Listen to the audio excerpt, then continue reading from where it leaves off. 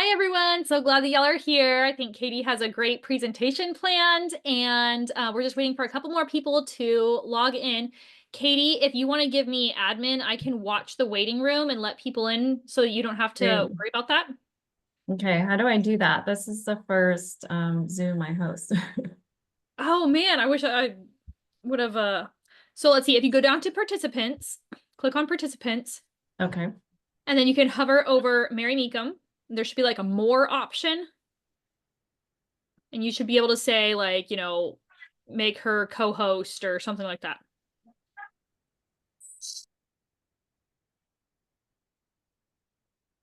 Okay. Got it. Okay, I will watch the waiting room. And you can go ahead and start the presentation. Let's see. I know that some people are still connecting to audio, but thank you for being here. We have an awesome presentation about different resources and options in Texas. This is a Texas-specific presentation. If you have any questions, please drop them in the chat and we will answer them as we go along. So without any further ado, Katie, you want to take it away? Hello, everyone. Hello. This is the first time that I host a Zoom or lead a Zoom call. So bear with me. I'm going to do a screen share here. Can you guys see? Yes, we can see that perfectly. Yay. Okay, great. So I'll go ahead and start. So today's topic is on supplemental financial support. Let's see. And so just want to do an introduction. My name is Katie Noble. I am in San Antonio, Texas, and I have a 10-year-old with SATB2-Associated Syndrome. And we got our diagnosis in 2018. So we've been down this journey for a while, and you would think that we would know more about tonight's topic, but this is all very new for me. So that's why Mary is with us to help co-host and hopefully help better explain some of the items we are going to go over today. So Mary, would you like to introduce yourself? You bet. I was just about to start putting stuff in the chat, but yes, I'm Mary. We live in Houston and we have 3 children. 2 of them have SATB2. So our 14-year-old has SATB2, as well as our 7-year-old girl, and our 12-year-old son is typically developing. So yeah, we've been in Texas for a while, and then I've done a bunch of work with different Texas disability advocacy groups. And we'll get to talk a little bit about that.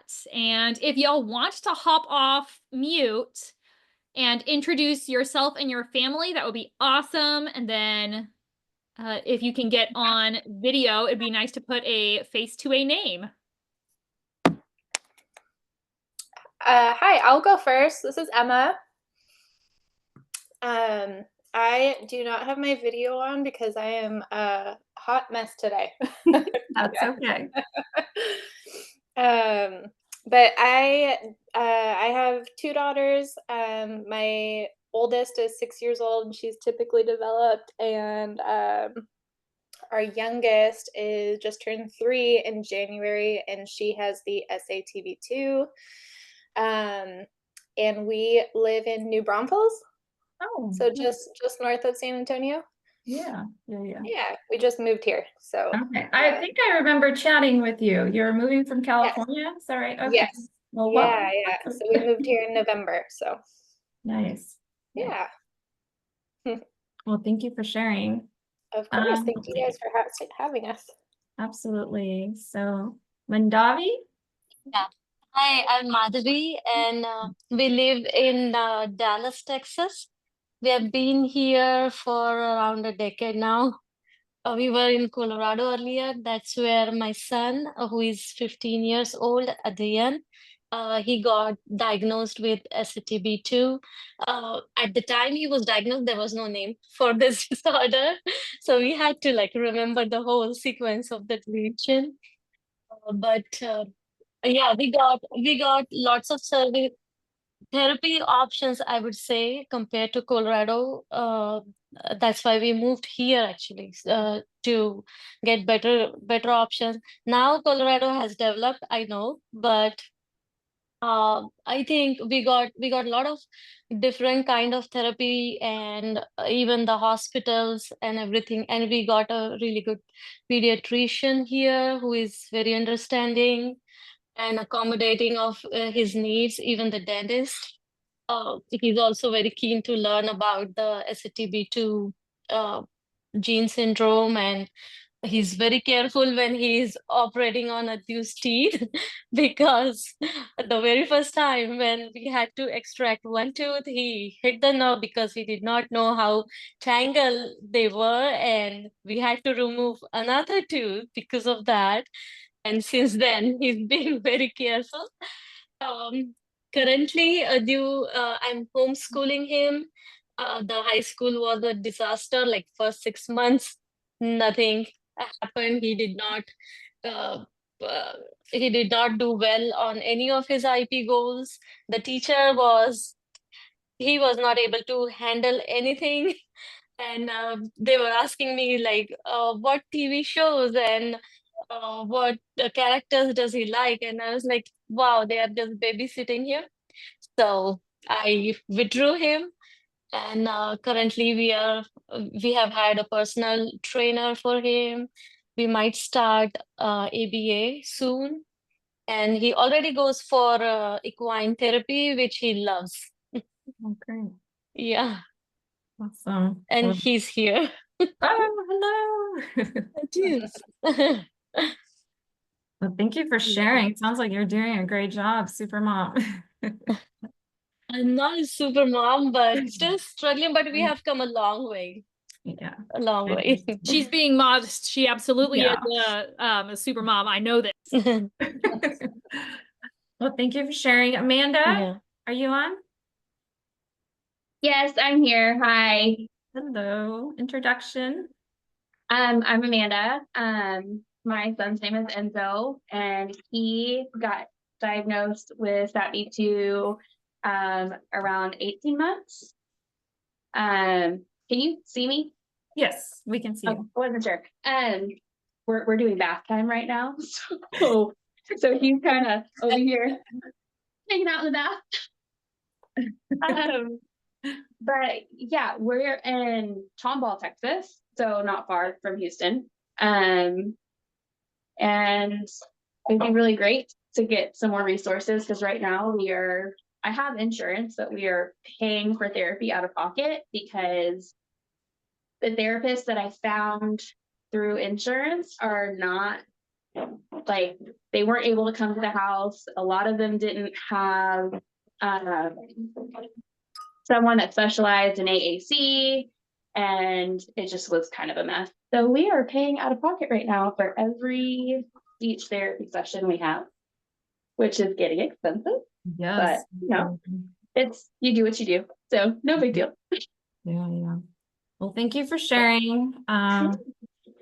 Like I said, this is my first Zoom meeting that I host, and I've been out of the workplace for 10 years, so bear with me as I learn how to function outside of the home again. So we'll go on to our next slide here. Uh-oh. Why is it not going? Oh, there we go.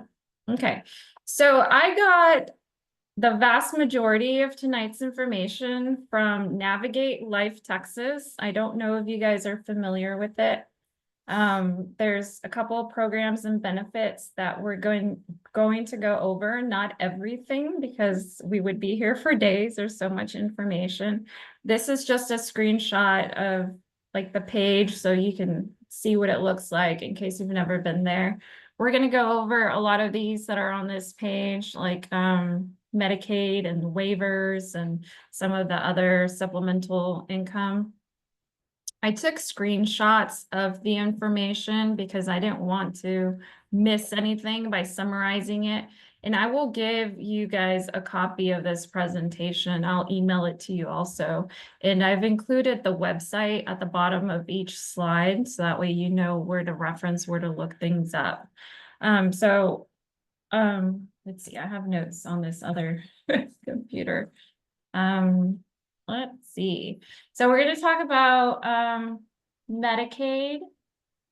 And so Medicaid managed care programs, there's two here that we're going to talk about. It's basically it's like a insurance type of program that has healthcare providers within a network, just very much like a private insurance. What was that? Oh, sorry. There's two here that we're going to talk about. There's Star Kids program and then Star Plus. So Star Kids program is for children that are 20 years and under. It provides services like service coordination, service planning, and then transition planning. And when these kids get to 21 years of age, and then they can transition over to Star Plus. But this is for, of course, children with disabilities. So more detail on Star Kids. Like I said, it's a managed care program that's covered by Medicaid. And in order to qualify, you have to meet one of the following of that list. You have to be able to get the supplemental security income, or you have to get Medicaid, or you have to live within a community-based care facility, or you have to get services through MDCP waiver. There's several waivers that we're going to discuss over. So like I said, you'll have all this information to review and to go back to the website and get more details on it. Managed care means that, like I said, it's a network where you get to choose your plan and your primary care physician or clinic. Mary, is there anything you want to add on this? Yes, on this, hang on, someone's in the waiting room. Got them. Okay, on this, I want like a raise of hands, like on the emoji or something. If your child is on one of the Medicaid waiver wait lists, just like do a waving your hand emoji. So we have Amanda, we have, see if anyone else is on that, because this is going to be one of the biggest things that you do. So Star Kids, all of this, you won't be able to access those until you have a Medicaid waiver, okay? So I want everyone to get out a pencil and paper right now, right this second, and I'm going to give you a phone number. If your child is not on the wait list for MDCP and CLASS, C-L-A-S-S, you are going to call these people tomorrow morning, okay? It's very easy to get on the wait list. It's when you get off the wait list, that's when it's hard, okay? Now, the number, 877-438-5658, okay? You are going to call that, and you will need your child's name and their social security number. That is it, okay? They will tell you, okay, well, you are number, 57,000 on the list. You call every year on the child's birthday. That's just what I do. You can call as long as it's once a year and say, hey, our information has not changed. Or you say, hey, we actually moved, or I got a new phone number. So that they know when to contact you when your child comes to the top of those lists. I'm telling you to get on right now, right this second, because some of those wait lists are 18 years long. Okay, I know that is a staggering number. So for moms of littles right now, please get on the list. Moms of biggies, please get on the list. Get on the list. And then once you get to the top of that list, you can get to Star Kids.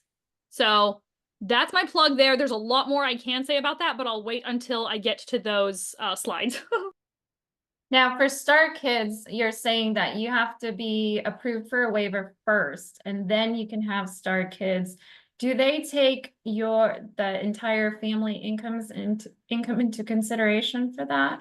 No, they do not. So this is where Medicaid and a Medicaid waiver are very different. Everyone gets them confused, and I'm just going to tell you right now, everyone is going to be very, very, very, very, very confused. I promise we will get through it. It absolutely is overwhelming. I get overwhelmed, and I've been doing this for years, okay? So Medicaid Basic Medicaid is based on a family's income. You have to be below the poverty level. You have to have, less than $2,000 worth of resources. A Medicaid waiver is not the same.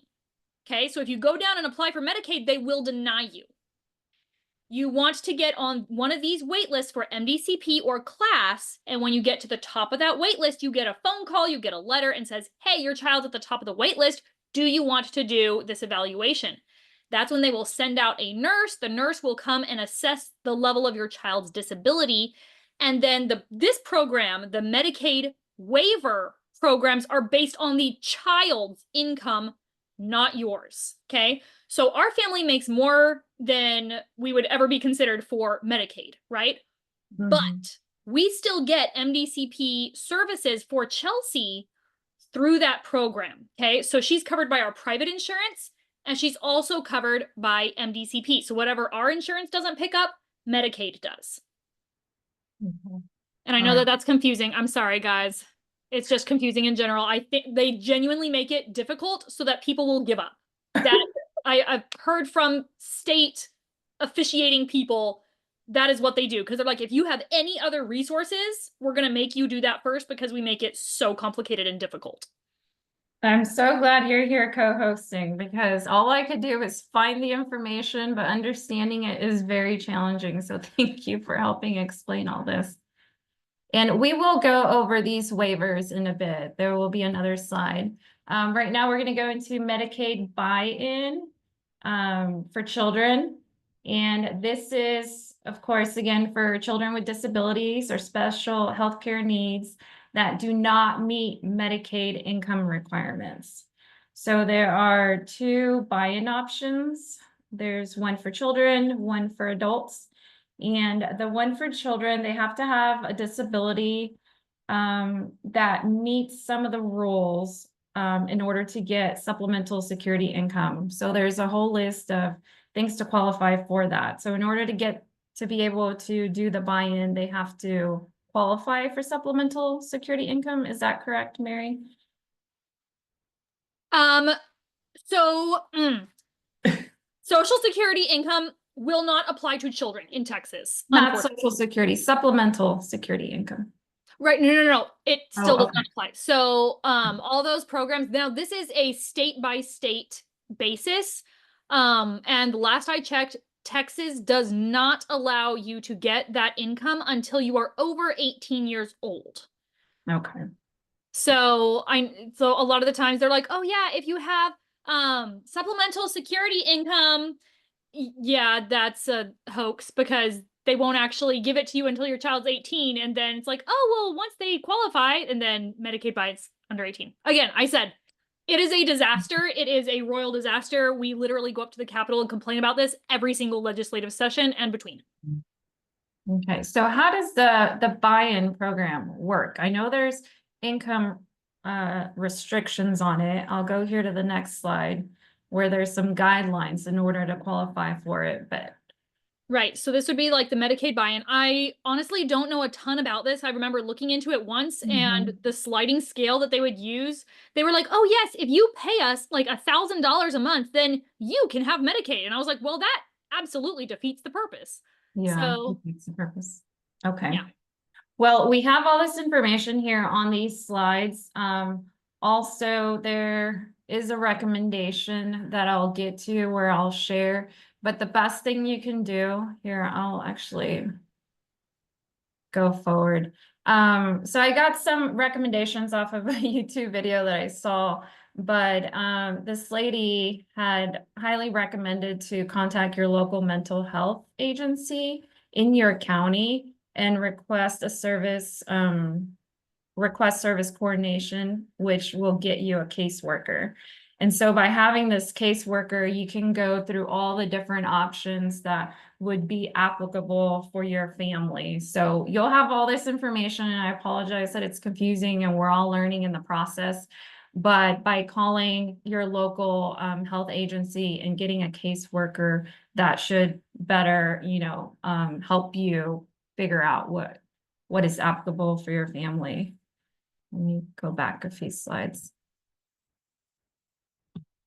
Okay, so next thing we're going on to is health insurance premium payment. Let's see. So this is Medicaid as well that can help pay for private health insurance.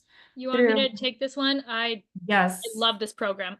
Yes. Okay. Please So explain. once you do have Medicaid, HIP is one of your best friends. Okay. So what this program does is it says, okay, if your child is on Medicaid and if Medicaid is making it, or like if it is more beneficial for you to keep that child on insurance, we will pay your entire family's healthcare premiums. Okay. So Chelsea, our oldest, is on MDCP right now. She's about to get kicked off, but that's a different story. So when you said Medicaid, that includes the waivers. Correct. So you receive Medicaid through the waiver program. Okay. So if you apply directly for Medicaid, you'll get denied. But if you go through a waiver program, then it's like this back door to getting Medicaid. Okay. So Chelsea is covered with both our family's private health insurance and also with Medicaid. Okay. Now, Medicaid looks at that and says, you know, this family could drop her from that program and just rely on Medicaid, and we'd still be forced to pay. So we're going to look at how much the health insurance is paying. And if it's more than if it's more profitable for us, we will pay for that family's entire healthcare premiums. So they send us a check for, you know, like $547 a month. I'm so sorry. I'm getting like a billion calls. They send our family a check because they're like, hey, if you keep her on your health insurance, it's cheaper for us. We'll pay for your health insurance for your entire family. Okay. That is a good program. So, but you can't get it until your child is covered on Medicaid. And your child also has to be getting enough services through Medicaid that your insurance is partially covering, that Medicaid deems it beneficial for them to pay that. If that makes sense. I know it's confusing, guys. I'm so sorry. If you have any questions, hit me up in chats. Okay, so here are the recommendations on the waivers. Like Mary said, this could be a very long wait period. You can apply for every waiver that there is. And once you get approved for one that you qualify for, and then you can drop out of the other ones. But you don't want to wait until you figure out whether you're going to need that waiver or not, because you'll have to wait over 10 years. And I think Mary said it's about an 18-year wait now. That's for class, which. Oh, okay. Anyway, it looks like you have it up. Yeah, so there are 7 different waivers. We're not going to go over all 7. I will touch on 5 of them. But all the information and the web links are at the bottom for you guys. And again, I'm going to email this presentation to you guys, so you'll have this information. And these waivers only look at the child's income, not the parents, not the families. So class, which is community living assistance, is one of the waivers. This program includes behavioral support, adaptive aids, medical supplies, respite care, occupational therapy, physical therapy, speech therapy, minor home modifications, nursing, specialized therapies, pre-vocational training, supported employment, transition assistance, and others. This also gives people the choice to self-direct their services, which means they have control over how some of the services are delivered and managed. There are requirements to this. There is no age limit, but you have to have a diagnosis or a related condition, which we do. You have to be eligible for Medicaid in the community. What does that mean, Medicaid in the community, Mary? So there are different ways that Medicaid money can be spent. So some of them are saying if you are at a community living center, that will come from a different pool of money than if you are keeping a child at home. So they receive different amounts of money. CLASS is the gold standard program. This is the one where they're saying it's about an 18-year wait list right now. The best thing about this program is that there is no age limit. You don't age out of it, which is a huge, huge deal, because a lot of the other ones with shorter wait lists, they say, hey, you age out at 20, at 22, at 21, whatever it is. So this one, you're hoping to get on it by the time you age out of some of the other programs.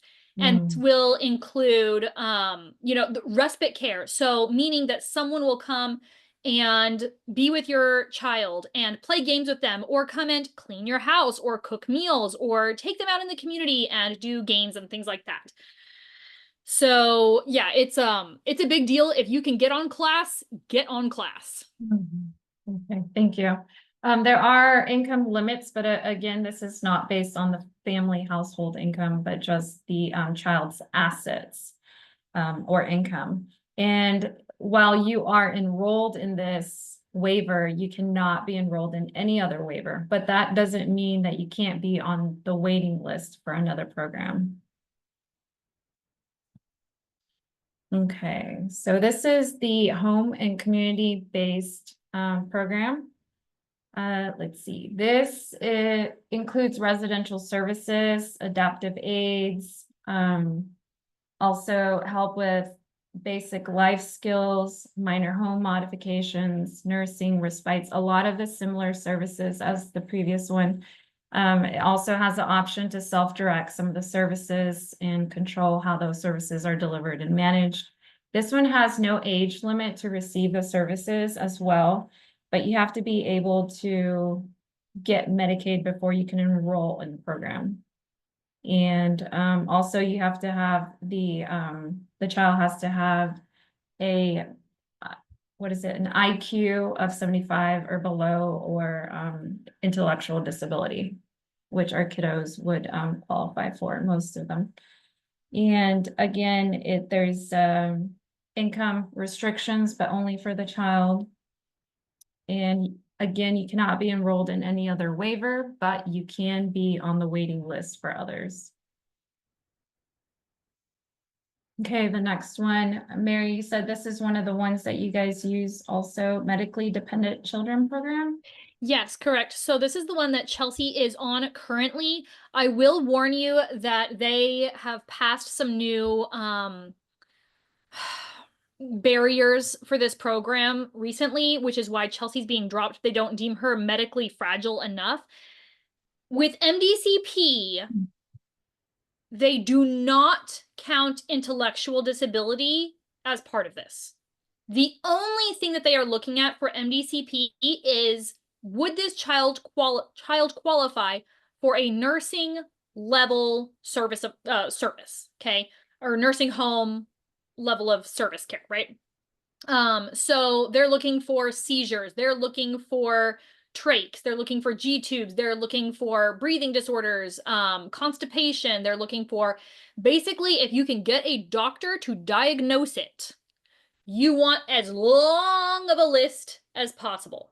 So for our kiddos with osteopenia or osteoporosis, you'd want to include that. But then if you say like, hey, my kid has SATB2-Associated Syndrome and an intellectual disability, they're like, take a hike. So it really comes down to, is your child medically fragile enough? So Chelsea qualified. Lily, my younger one, did not, because she doesn't have the seizures.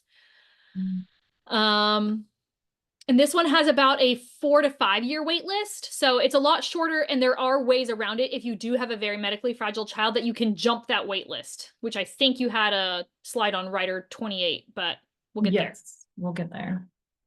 Okay, thank you. The next one is Texas Home Living. So this is another waiver. It covers a lot of the similar services as some of the other ones. And there's also no age limit on this one. You have to be able to get Medicaid before you can enroll in the program. This one does include intellectual disability or an IQ of 75 or below. The same income or asset limitations as the other waivers.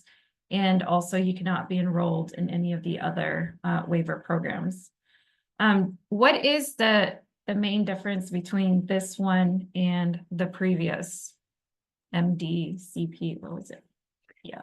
MDCP is very, very age limited, and it looks about it focuses on the medical fragility of the child.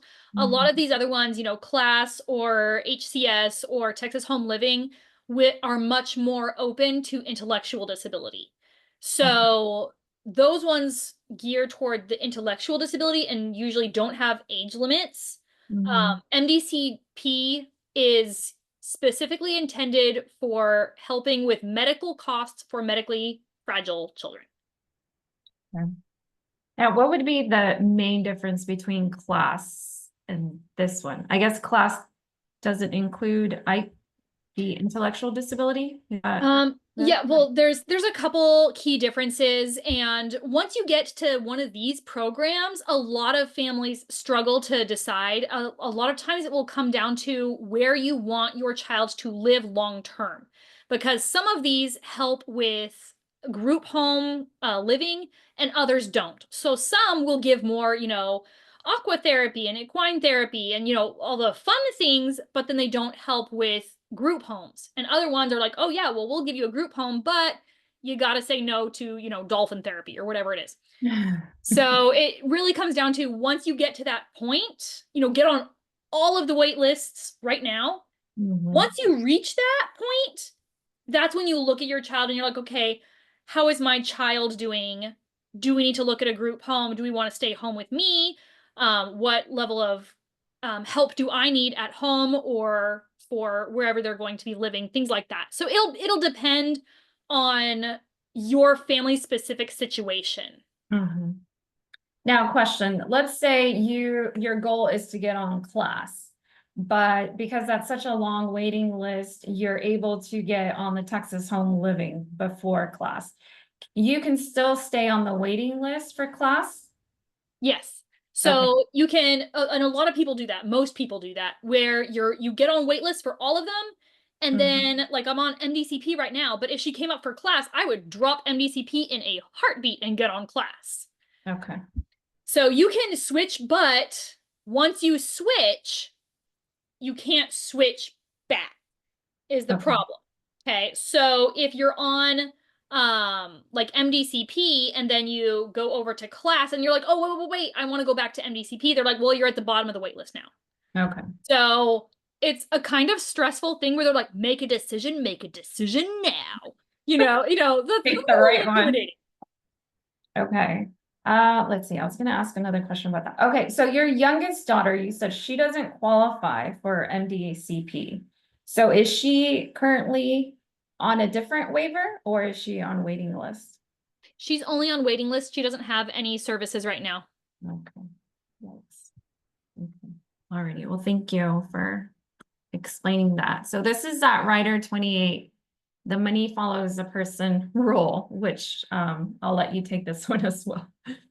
Yes. So for Rider 28, so this is for the kids who they desperately need help right now. Like, the medical costs are eating their family and they have a lot of needs for their child. You do a Rider 28, which basically means I'm going to go check my child into a nursing home or into a, you know, rehabilitative nursing home care, stay overnight and get your doctor to be like, yes, that child needs a nursing home level of care. And then the next day you check them out and you get on MDCP. Now, for CLASS, you do have to be in there for a lot longer. But yeah, so basically, if you can get a Rider 28 and a nursing home stay, then you can jump the line, essentially, and get funding immediately. One of the best things to do is get really buddy-buddy with your your elected representatives, because they can help with this. So whoever your representative is, independent, Republican, Democrat, doesn't matter. Doesn't matter. Whatever your political beliefs are, throw them out the window, make friends with your elected officials right now. So there you go. All right, thank you. Let's see, next one, supplemental security income for children with disabilities. So let's see, this is monthly payments that help pay for basic needs like medical care, food, clothing, and shelter. But you must be approved to get SSI. And the amount of money a person gets each month depends on the living situation and the money they make. And this looks at the child's assets, which it has to be less than 2,000, equal to or less than 2,000. And there are 5 qualifications in order to be able to get it. There are limited income and resources. That's on the right-hand side of the slide. You have to, but there's a eligibility screening tool. I think did I include that on the slide? No. There's a link where you can check and see if you would qualify. Also, once your child turns 18, only their income is considered instead of the whole family. And your child has to have a physical or mental disability or special health care need that significantly restricts their daily activities. So there's a qualification for that as well. There's a link where you can check that. And then your child's disability has to have lasted at least 12 months or expected, which for us, it's lifelong. So also, infants with certain disabilities or special healthcare needs can get SSI payments right away, even before they are fully approved for the benefits. Do you know much about this one, Mary? Nope. Every time I've tried to look into that, they laugh me out of the office. Yikes. Okay, so these are good things to ask your local health agency once you get a caseworker. And if you're not sure where to go about that, in Texas, you can call 211 and they will help direct your call. But be prepared that you might be on the phone for a long time. Thank you. Social Security Disability Insurance. This is another federal program, and it offers monthly payments to people who have disabilities. It gives monthly cash benefits. So this one I'm really confused on. Like, I know they're all confusing, but this one says that it gives monthly cash benefits to workers or children of workers who have paid enough Social Security taxes to get disability earnings. So does this say that your child can get some of your Social Security benefits, or? This is another one where I don't fully understand it. What I have been told, if I remember correctly, is everyone, accrues Social Security benefits as you work and pay into the system. Your child can receive those kind of instead of you. So you're giving it to your child. And I'm not sure if that's correct, but it's one of those ones where I was like, man, I've been at this for, 14 years. I still don't understand what they're trying to say. Yeah, from reading it, that was my understanding, is that the child could get your Social Security benefits, but you have to be at the age to be able to get those benefits. Was my understanding. But yeah, so good. Another good one to ask your caseworker. And let's see. Next, so some non-government funding and grants. On this page, there are so many different links of different options. Some are very specific, like you have to have seizures in order to qualify, or blind or deaf. There's just a whole bunch of different ones. And they're offered through many different options like hospitals or private foundations. Some are specific to prescription drugs. Some are similar to like Make-A-Wish, but your child doesn't have to have like terminal diagnosis in order to qualify. It could just be like a severe disability. Lots of different ones, way too many to share with you guys here. But again, navigate Live Texas. Just go to the funding and grants tab and it has all that information. I will talk about the United Healthcare Children's Foundation. That's one that Mary is familiar with. You want to speak on that one, Mary? Yes, for some reason, I just lost your screen. Ah, there we go. Yes, so United Healthcare Children's Foundation. This is a grant that we got several times when Chelsea was very young. It was really, really helpful when, you know, my husband and I were not making much money and we had all these medical bills. What we did was we applied for this grant and they would give up to, it was like $5,000 at the time, or, you know, 8,000, 10,000, something like that. But they would give you money for your child's therapy. So, and I'm trying to remember if this one was a reimbursement or an upfront payment. I want to say maybe it was a reimbursement, where it's like, you have been taking your kid to therapy for the last year, keep all those invoices, or if you don't have invoices, go to the therapy center and say, hey, print me off all the invoices. And then you attach those, you fill out some paperwork saying, hey, this is how much money our family makes. You know, this is like a big financial burden on our family. And they will go and reimburse you for all those back therapy visits. So medical equipment, therapy, doctor visits, any of those things, grab those receipts and submit those. So what I recommend for families that are, especially ones with little kids, if you're not making a ton of money, get on the wait lists, and while you're waiting, go through a bunch of these grants. So that Navigate Texas. Navigate Life Texas. That's the one. Yes. Go over there. They have a bunch of different grants. Go through those, see which ones you're eligible for, and apply. Because what's the worst that happens? They say, oh no, you make too much money. That's okay. You know? And some of them are for medical equipment, different things, you know, that you might be able to qualify for. All right, next one. This is one out of Austin, but it is applicable to anybody in the state of Texas. From my understanding, this is kind of like a Big Brother type of program, but they have a dream team.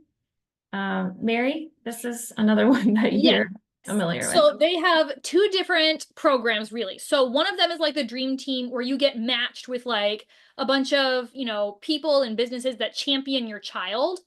The other one is just a financial assistance, where they open up applications like quarterly. Get on their newsletter, because they will email saying, hey, applications are open, and it's kind of first come, first serve with a lot of those, especially if you're a first-time applicant. So you can apply for both, but I think you're only allowed to have one at a time. So you can have a dream team or a financial assistance, but you'll get financial assistance with a dream team as well, because people are basically fundraising for you. This one is specific to those with rare genetic disorders or undiagnosed disorders. Let's see. So there's just some information. This got started because this lady had a child with an undiagnosed disorder, and she eventually got the diagnosis, and it had something to do with like her glucose metabolism or something of that sort. But she took over this foundation. I think she took over a foundation and named it after her daughter. But there's some more information there on where the funds come from and contact information. You'll just need a letter from your physician with the child's diagnosis to be able to qualify. This is not income-based, correct? I don't believe so. I think that they might ask something on like the questionnaire, but it's been several years since we applied for that one, so I can't remember. Yeah. So wills and trust, this could be a presentation in itself. I know that this is on our to-do list. I went to a birthday party this weekend on Sunday, and I just sat next to someone I never met and started talking. And it turns out that this lady works for she works for a nursing facility for the government, specifically for children with disabilities. And she has a child with autism. She's an adult child now. And so we just started chit-chatting. I'm like, how interesting. Let me pick your brain because I'm about to share a lot of information that's very new to me. And her advice to me was try to leave the long-term care facilities or nursing facilities as a last option if you have a caring family. She said what she would highly recommend is to have a guardian, like a relative that can help watch for, you know, the child or whenever they're an adult once we're gone. That was her recommendation, just, you know, to get better care, better quality care and guidance. And she said, also, if you do want to qualify for those waivers, make sure that you put any inheritance into a trust. So that way the child isn't denied any of the Medicaid services. So I wanted to add this information here about wills and trusts and having a backup guardian. And I don't know much about it, but I, again, just added this information. There is a special needs trust also.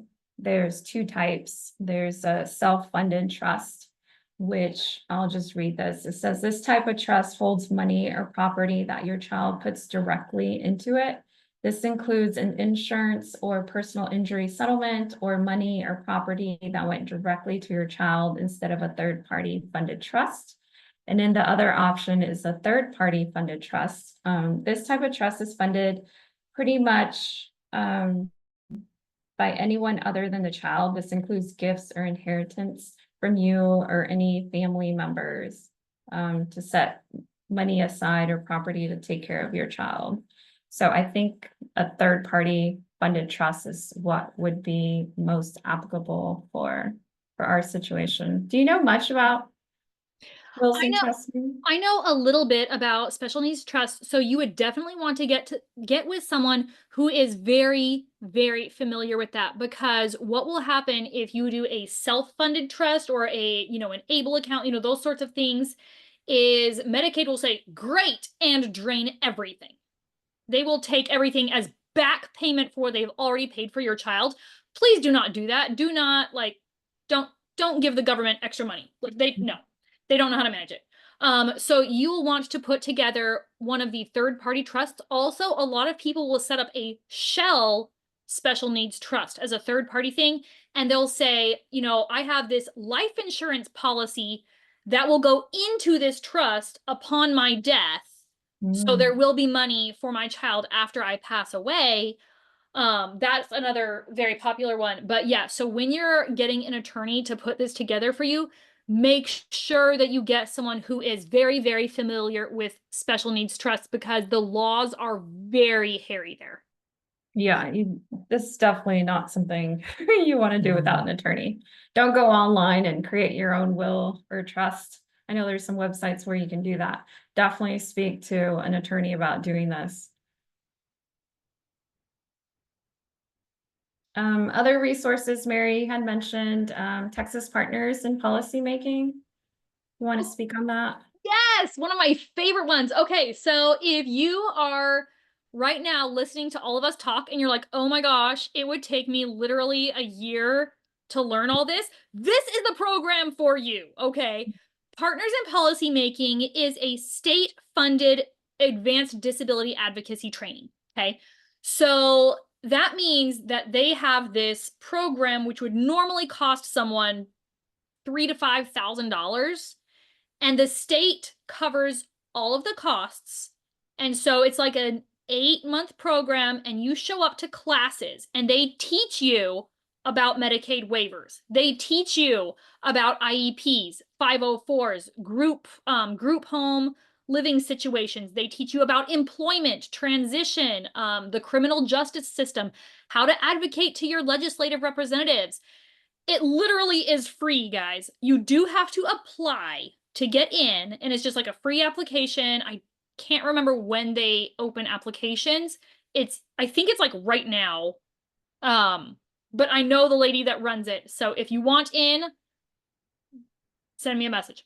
Yeah, I think this has my name on it, as much as I don't want to. Yes. Got my So name on it. you And meet this is together. all online, so there's It's sessions. all online right now. Yes. So it'll be, you do have, it is a time commitment. So like it says, there will be like a Friday and Saturday, like once a month. And then also they'll sometimes do evening, like little workshop classes. They give you homework. You will do a capstone project. And basically they're like, we want to see you change the world somehow. Whether that is, I'm going to start a special education parent advisory committee in my school district. I am going to, get my senator to co-sign this bill. Whatever it is, you will leave this program having accomplished something, and you will leave the program with more knowledge about resources in Texas, how to help people with disabilities in Texas. It's a really, really, really great program. Good. Yeah, I see here it says the program consists of 6 two-day training sessions held monthly from September to March. Sessions are generally held from 9 a.m. to 4 p.m. on Fridays and 9 a.m. to noon on Saturdays. Sessions are held online via video conference. In addition to weekend sessions, participants attend monthly online meetings held on weekday evenings.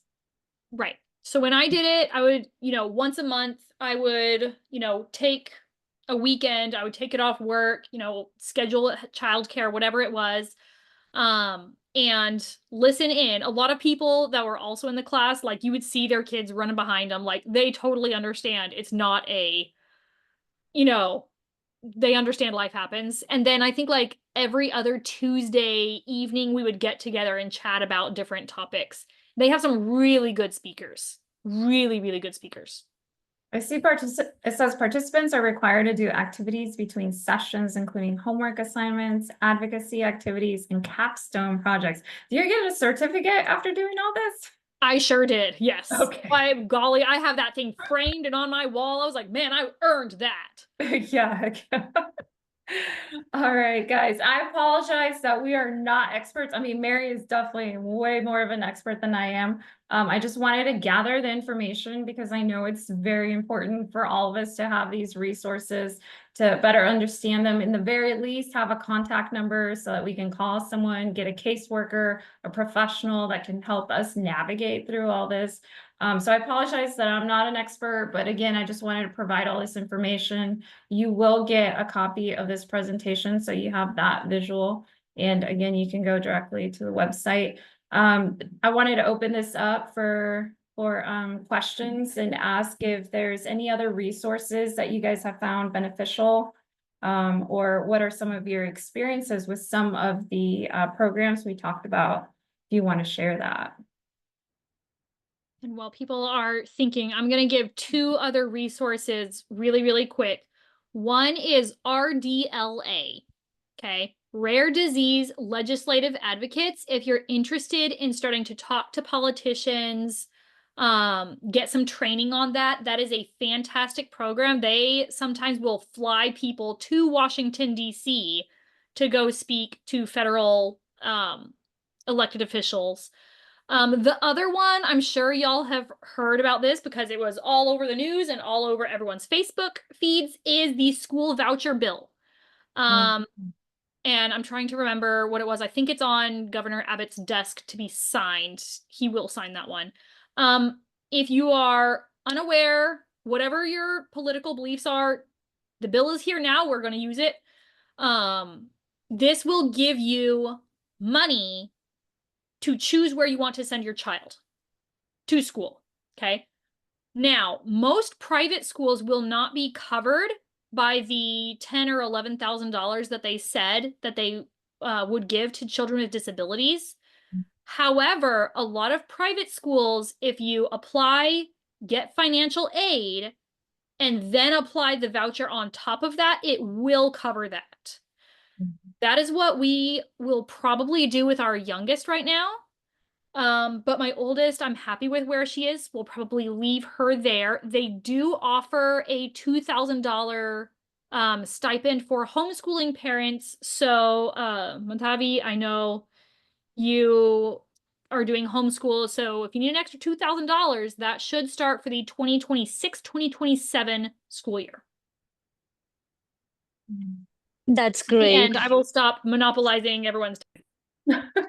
What kind of school are you looking at sending your younger daughter to?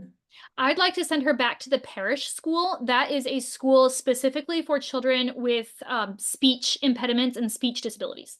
We sent her there when she was 3 years old in preschool, and it was fantastic. They had a potty training specialist. They do nature therapy. All the teachers are also certified speech language pathologists.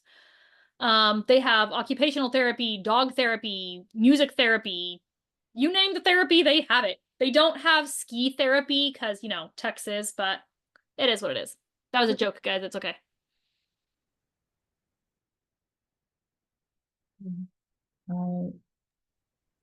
Anybody else would like to share something? Emma dropped a question in the chat. It says, this is not necessarily, let me make sure this is to everybody. Yeah, okay. Not necessarily financial aid, but the pediatrician that I just saw with Lizzie was suggesting Morgan's multi-assistance center. Does anyone know anything about that? I know Morgan's Wonderland, but I don't know MAC. Yeah, I think the Morgan's Wonderland is run by this program, if I'm correct. Oh, cool. But yeah, she was just saying that it's like extra assistance for special needs individuals, and I have, to be totally honest with you, have not looked into it very much, but she was telling me to check it out. Yeah, totally check it out and then follow up, let us know, because there are a lot of local things. If you look around in your local area, there will be a lot of, you know, assistance places that pop up, but they're not for all of Texas. And so you have to kind of look around your local area. Matabi, yes, the parish school is only in Houston. Also, Nancy Kaufman is a specialist that comes in and does a consultation there every year. And I don't know if y'all know Nancy Kaufman's speech protocol, but I love her. She's like my favorite celebrity speech therapist, you know. Anybody Is else? that Oh, sorry. Is that in Houston proper or a suburb or? Parish is near the Beltway and Clay Road-ish. Okay. If you're familiar with there. Not totally. We're debating whether or not we're gonna move to like the Woodlands area eventually. Oh, that's a nice area. We've thought about moving to the Woodlands. So yeah, a lot of families that go to Parish will drive in from all over Houston. Great. Okay. Good to know. Oh, and if you want to try out Parish, they do Camp Acorn, where you go to like a speech camp in the summer. We've done that a couple times with our girls, and it's really cute. So if you kind of want to get a feel of what the school is without plunking down, you know, $35,000 for tuition, that's how to do it. Wonderful. Thank you. Fun. If nobody else has any more questions or input, I would just like you guys to think about the next meeting topic. I think Mary, I know you wanted to do IEPs, so maybe that's a suggestion for the next topic. And also, I wanted you guys to start thinking about when's the best time to do the next meeting. These are usually roughly quarterly. So summer, or is that too busy, or should we wait until fall once the kids are back in school? So think about those things, email me, so we can get the next one scheduled soon. She says homeschooling is an idea for a topic. So homeschooling / like developing a home-centered therapy program, because we're gonna be doing that this summer. Got my notes. I was gonna say before we go, this is Amanda, by the way. So my mom has actually just recently started working for a lawyer that does trusts. Wow. And so the law firm that she works for, though, typically only handles like very wealthy people.